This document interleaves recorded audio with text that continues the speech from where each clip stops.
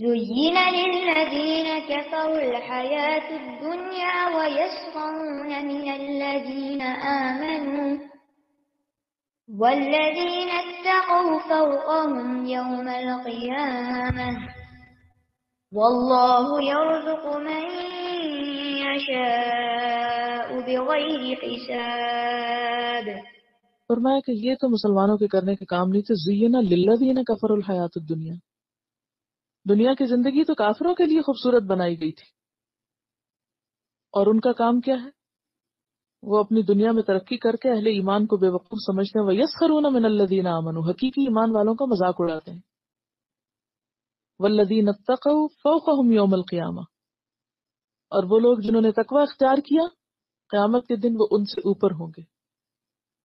یعنی ایک مسلمان خواہ دنیاوی اعتبار سے مادی اعتبار سے کمزور ہی کیوں نہ ہو، لیکن اگر ایمان میں بڑا ہوا ہے، جیسے حضرت صہیب ہے، سارا مال ایک طرف رہ گیا، حضرت بلال ہے، کوئی مال نہیں، کوئی خاندان نہیں، کچھ نہیں، حضرت سلمان فارسی ہیں، ان لوگوں کے لیے کہا جا رہا ہے کہ اگر ان کو ناراض کیا تو رب کو ناراض کیا۔ ہاں؟ تو اسلام میں اصل قدر و قیمت انسان کی کس بنیاد پر ہے؟ اس کے تقوی کی بنیاد پر، اس کے ایمان کی بنیاد پر۔ فرمایا کہ آج اگر کوئی ایمان والوں کا مذاق اڑا رہا ہے کہ ان کے پاس کھانے کو نہیں، پہننے کو نہیں، لباس نہیں، ان کی دنیاوی شان و شوکت نہیں، تو قیامت کے دن کیا ہوگا؟ یہ لوگ اپنے تقوی کی وجہ سے ان اکرمکم عند اللہ اتقاکم بہت بلند مقام پر ہوں گے۔ اور دنیا کے رزق کا جہاں تک تعلق ہے، واللہ یرزق من یشاء بغیر حساب، اللہ جس کو چاہتا ہے بے حساب رزق دیتا ہے۔ گویا دوسرے لفظوں میں کسی انسان کے پاس رزق کا زیادہ ہونا اس بات کی دلیل نہیں کہ وہ اللہ کا بہت عزیز اور پیارا ہے۔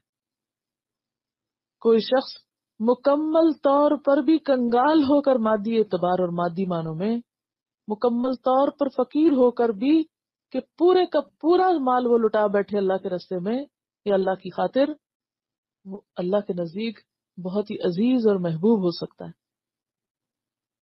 حدیث میں آتا ہے جو شخص کسی مومن مرد یا عورت کو اس کے فقر و فاقوں کی وجہ سے حقیر سمجھتا ہے، یعنی اس کے پاس کھانے کو نہیں یا پہننے کو نہیں، یا اس کا لباس اچھا نہیں، یا گھر اچھا نہیں، تو اس وجہ سے وہ اس کو حقیر سمجھتا ہے، اللہ تعالیٰ قیامت کے روز اسے اولین و آخرین کے مجمع میں ذلیل و رسوا کریں گے۔ یعنی اگر ایک شخص کے پاس ایمان ہے، دین ہے، اخلاق ہے، لیکن مال نہیں، اور دوسرا شخص صرف اس بنا پر اس کی قدر نہیں کرتا کہ اس کے پاس مال نہیں، تو قیامت کے دن ایسا شخص ذلیل و رسوا ہوگا۔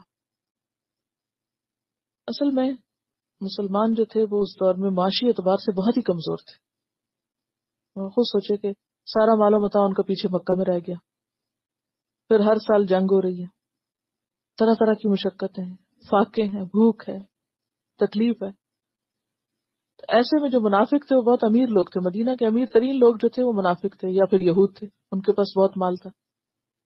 تو وہ کیا کرتے تھے؟ ایمان لانے والوں کا مذاق اڑاتے تھے۔ کیا مذاق اڑاتے ہوں گے؟ آپ کو سمجھ میں آ گیا کہ مدینہ کی سچویشن کیا تھی، اہل ایمان کی مادی حالت کیا تھی، اور اس کے برعکس یہود کی اور منافقین کی کیا تھی۔ منافقین جنگ میں کیوں نہیں جاتے تھے؟ کہتے تھے نہ بیوتنا عورہ، ہمارے گھروں کا خیال کون کرے گا، ہماری فصلوں کا خیال کون کرے گا، ہمارا بزنس کون دیکھے گا۔ اور اہل ایمان کو ایک کال آتی تھی سب چھوڑ کے باغ نکلتے تھے۔ تو نتیجہ میں کیا تھا کہ ظاہر ہے کہ دنیا میں کمزور تھے، دنیاوی اعتبار سے کچھ زیادہ نہیں تھا ان کے پاس۔ آپ کو پچھلے دنوں میں نے وہ واقعہ سنا تھا جس میں حضرت ابو ایوب انصاری نے یہ کہا تھا کہ ہم کچھ انصار نے مل کے یہ فیصلہ کیا کہ اب بہت دن ہو گئے ہیں، بہت قربانی ہو گئی، ہمارے مال متاع، بزنس، کاروبار سب ٹھپ پڑے ہیں، تو کیوں نہ اب اللہ نے اسلام کو عزت غلبہ دے دیا، بہت لوگ ہو گئے ہیں مسلمان، ہم ذرا اب اپنے گھر بار ٹھیک کریں۔ تو فوراً آیت نازل ہو گئی تھی کہ اللہ کے نبی نے تم پہ محنت کی، تمہیں تیار کیا کس کام کے لیے؟ کہ تمہارے ذریعے اب آئندہ پوری دنیا میں اسلام پہنچے گا۔ اگر صحابہ کرام یہ قربانی نہ دیتے، اپنے گھر بار نہ چھوڑتے، تو اسلام کیسے پھیلتا؟ اگر وہ کہتے ٹھیک ہے اللہ کے رسول نے اسلام کا نام بلند کیا، بہت اسلام پھیل گیا، اور اب وہ بھی دنیا سے چلے گئے، چلو اب ہم اپنے کاروبار واپس سنبھالتے ہیں. اسلام پھیلنا تو پھیل گیا، اسٹیبلش ہو گیا، قرآن اتر گیا، بس کافی ہے. نہیں، تمہیں تو چنا گیا تھا اس لیے کہ اب تمہارے ذریعے آگے پیغمبر چلے گئے، اب تمہارے ذریعے آگے جائے گا. اور پھر صحابہ کے بعد تابعین، تابعین کے بعد تبع تابعین، اور وہ آئندہ نسلیں آتی رہیں، آج تک اسلام کے پیغام کو عام کرتی رہیں. تو ہر دور میں ایسے لوگوں کی ضرورت ہوتی ہے کہ جو سیلف لیسلی ہر قربانی کر کے اللہ کے اس پیغام کو لوگوں تک پہنچائیں. اور اگر یہ سلسلہ جاری نہ رہے اور نہ رہتا تو ہم بھی شاید مسلمان نہ ہوتے. ہم بھی کسی کی قربانیوں کی وجہ سے آج اس دین میں ہیں.